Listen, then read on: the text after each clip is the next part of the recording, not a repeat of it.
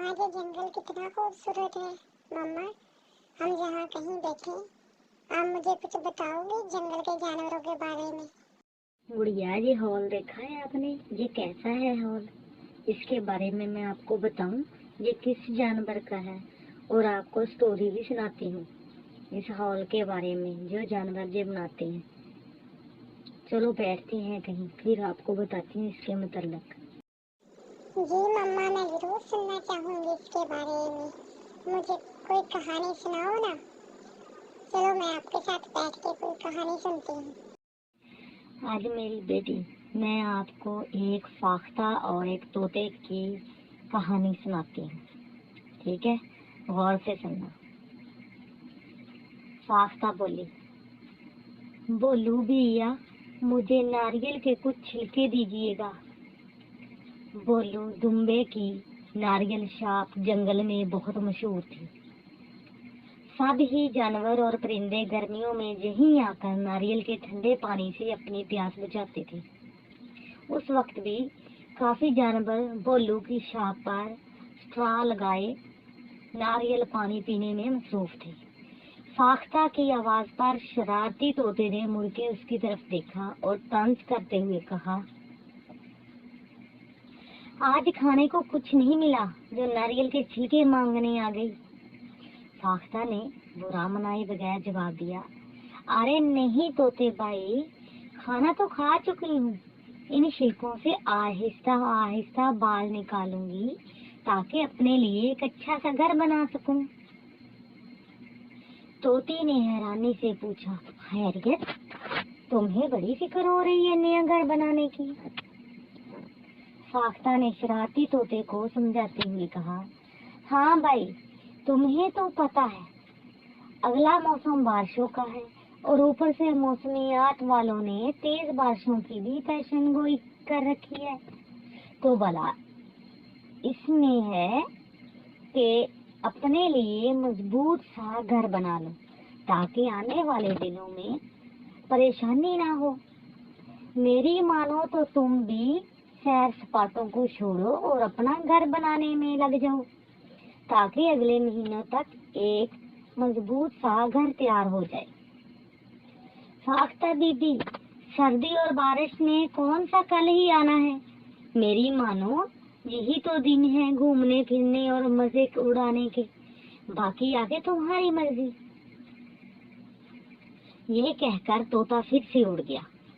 आह नादान भाई, फाख्ता ने तोते की बेवकूफी पर अफसोस करते हुए कहा और अपने काम में लग गई।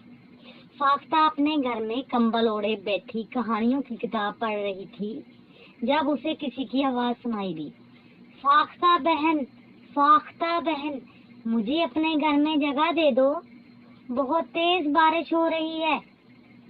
फाख्ता ने बाहर आकर देखा तो तोता बारिश में भीगा ठंड के मारे बुरी तरह कांप रहा था। फाख्ता ने तोते को झाड़ पलाते हुए कहा, मैंने दिन रात की मेहनत करके घर बनाया है, तुम्हें जगह दे दूं तो खुद कहाँ रहूंगी? तुम गर्मियों के मौसम में कहाँ थे? अपने लिए घर नहीं बना सकते थे? तोते ने मस्कीन सी सूरत बनाते हुए कहा, मुझे बहुत सर्दी लग रही है और बारिश है कि रुकने का नाम ही नहीं ले रही, इसलिए तो मैं बीमार पड़ जाऊंगा, प्लीज मेरी मदद करो।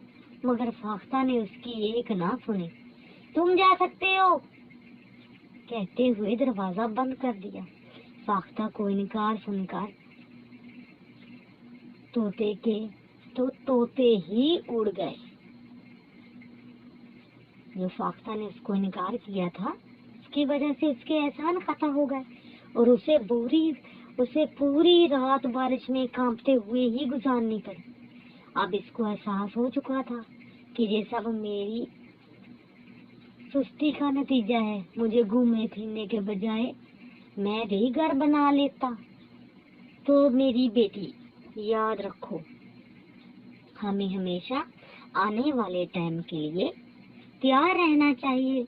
जिस तरह फाख्ता ने आने वाले मौसमों का ख्याल करते हुए उसने अपना घर बनाया, क्योंकि सर्दियों में बहुत सर्दी पड़ती है और जानवर बीमार हो जाते हैं। इसी तरह हम भी सर्दी आने से पहले तैयारी करते हैं ना सर्दी की।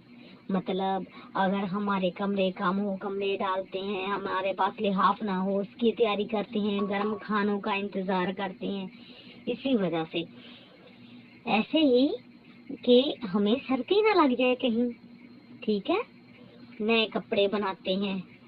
इस तरह फाख्ता ने भी सर्दी आने से पहले अपना दाना जमा किया, अपना घोंसला तैयार किया। उसने तोते को भी तंबीह की कि अपना घर बनाओ ताकि सर्दियां आराम से गुजार सको, लेकिन तोते ने सुस्ती का मुजाहरा करते हुए अपना सारा वक्त जो है वो मजों में गुजार दिया और अपना घर नहीं बनाया।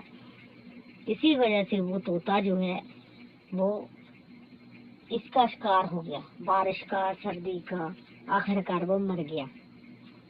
अगर वो घर बना लेता तो वो भी सेफ रहता, अपने घर में रहता, उसको सर्दी ना लगती, ठंड ना लगती, क्योंकि घोंसले में तो एक ही जानवर की जगह होती है ना, दूसरा नहीं समा सकता। इसीलिए तोता वो बारिश में भीग के ठंड लगने से बीमार होकर मर गया। बेटा याद रखना, मेरी बात हमेशा याद रखना, आने वाले वक्त की हमेशा पहले से ही तैयारी करनी चाहिए, उसके मतलब सारा प्लान पहले से करना चाहिए। बाकी जो मर्जी खुदा की, अपनी तरफ से इंसान को हर किस्म के टाइम के लिए तैयार रहना चाहिए। याद रखना मेरी बात बेटा। जी मम्मा, हमें हर किस्म की तैयारी पहले से करनी चाहिए। मैं हमेशा याद रखूंगी आपकी बात। मुझे ये कहानी बहुत अच्छी लगी मम्मा। मैंने बहुत इंजॉय किया आपकी कहानी को। अल्लाह आपको जज़ाए खैर दे, आपने मुझे इतनी अच्छी कहानी सुनाई।